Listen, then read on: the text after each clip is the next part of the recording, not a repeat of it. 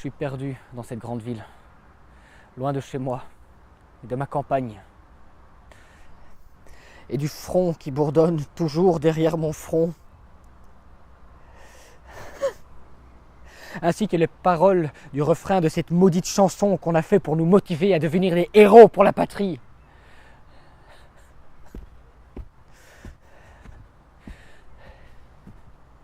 Chargez, sabre au poing, bride aux dents, vaillants soldats, fils des tempêtes.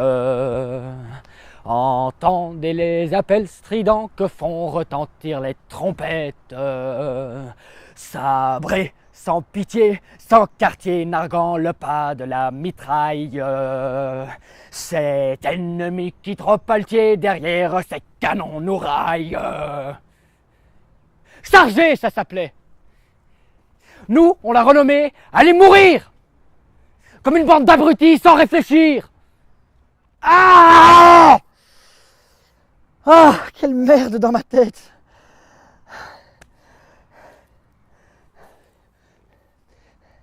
Je n'arrive pas à mettre cette saloperie une seconde hors de mon cerveau constamment affolé.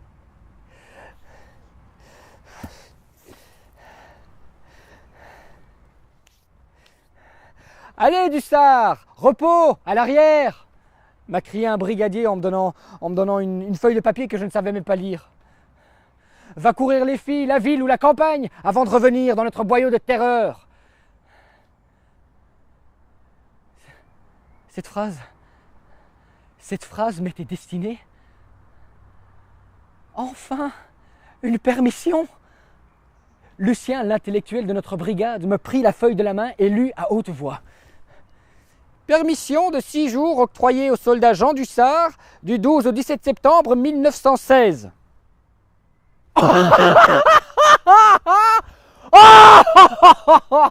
Ma première permission après 732 jours d'enfer.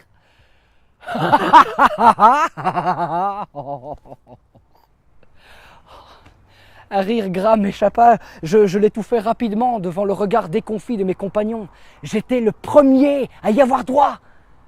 J'avais une permission. Demain matin, je quitterai ce lieu maudit. La nuit, quand chacun essayait de dormir de notre côté et qu'en face les Boches chantaient leur dernier carnage, je préparais mon voyage dans les moindres détails pour profiter pleinement de ces journées de permission de détente, comme l'appelaient malsainement les gradés. Détente. Après tout ce qu'on a enduré et ce qu'on allait encore endurer au retour, je trouvais cette dénomination choquante. Mes plans de permission prenaient forme. Je prendrais un chariot de ferme réquisitionné par l'armée. Il me mènerait à la gare de train la plus proche d'ici, pour aller saluer mes parents, dans leur petite ferme, où je passerai mes nuits. Et mes journées, je les dédierai à la douce Solange, qui avait promis de m'attendre. Nous pourrions peut-être profiter de cette permission pour nous marier. Cela dépendrait du curé. J'en rêvais le reste de la nuit. J'en rêvais le reste de la nuit. Dès 4 heures, sous un épais brouillard, je me préparais, car la peur de voir ma permission suspendue par une attaque matinale me tordait les intestins. Mais ce jour-là, ceux d'en face n'avaient pas envie de gâcher mon bonheur.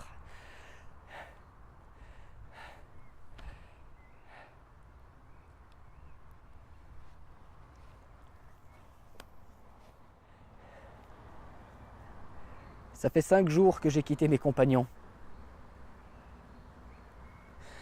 Je n'ai pas vu mes parents, ni Solange, ni rien de ce que je voulais faire ou voir. Je n'ai pas eu le courage d'aller profiter d'un bonheur probable. Voir ce que j'aime m'aurait certainement détourné de mon devoir.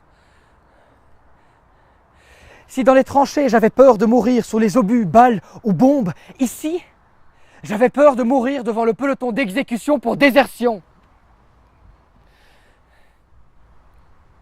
Depuis ma mobilisation, je n'ai pas eu beaucoup le temps de penser à mon avenir. Dans les tranchées, on n'a pas d'avenir, on ne pense même pas à l'heure suivante. Mais là, Là, dans ce train qui m'éloignait de ces trous qu'on a creusés comme des tombes, l'envie de vivre, de survivre m'a prise et emportée comme la fumée de la cheminée de la locomotive est emportée par le vent.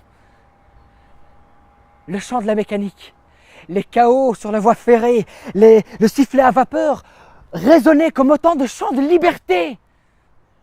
Ne plus retourner dans le passé récent. Voilà ma pensée. Ma tête me faisait mal. Je n'avais pas l'habitude des longues réflexions. Chez nous, la vie, les journées coulaient de source, insouciantes. Mais ici, je suis perdu dans une grande ville que j'ai choisie pour me libérer. Mon cerveau bouillonnait par ce vide soudain. Les sons doux et fragiles m'irritaient, m'énervaient. J'étais tellement habitué aux balles sifflantes, aux bombes hurlantes qui se fracassaient et aux cris de peur des soldats qui savaient qu'ils allaient mourir. Ouais! On hurle dans ces boyaux de terreur dès qu'une attaque débute. On hurle souvent en pissant chaud dans ses souliers. On gueule en chaud dans son froc. On tremble et on pleure en ripostant. On tire vers l'ennemi les yeux embrumés, les doigts serrés sur nos armes. Et quand l'attaque s'arrête, on se laisse glisser sanglotant sur un sol ensanglanté, remerciant un Dieu en qui on ne peut plus vraiment croire d'être encore vivant. Et puis, on regarde autour de soi et on chiale en voyant les corps tordus de ceux qui n'ont pas eu la chance. Ceux qui regardent vers le ciel sans voir son bleu.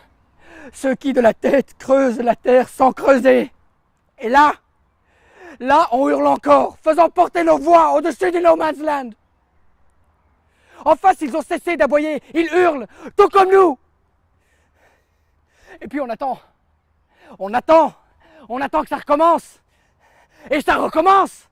Et on revit la même chose, tel un carrousel sans fin, où la musique a été remplacée par des tac tac tac